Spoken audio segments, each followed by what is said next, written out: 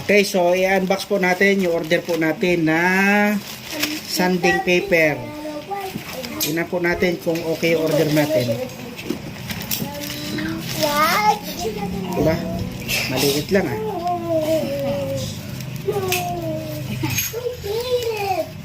Maliit nga gamay.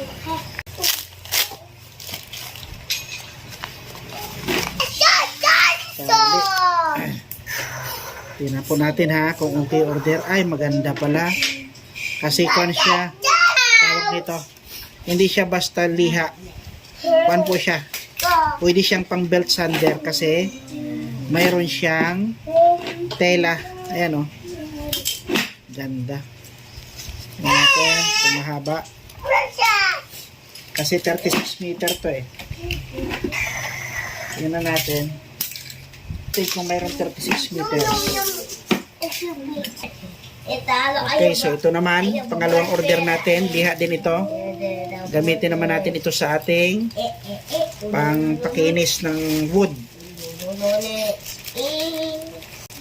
Pan po ito, 36. Yung number niya, number 36, grit. Masunod kanyang serbisyo. Yan yung mga kaibigan, no? Talagang wow, ito talaga ang pangkuhan ng kahoy kasi kuya, kunin mo kuya, tulad ng dati. Bati natin. Yan, tingnan natin kung tama ang sukat. O, tama, 36 din. Okay na, very good. So ito po yung parehas na order po natin ng liha. Ay tamang-tama. Ganda oh. Tela po yan ha. Hindi po yan papilang. Tela po yan. Kaya grabe tibay. Ganda.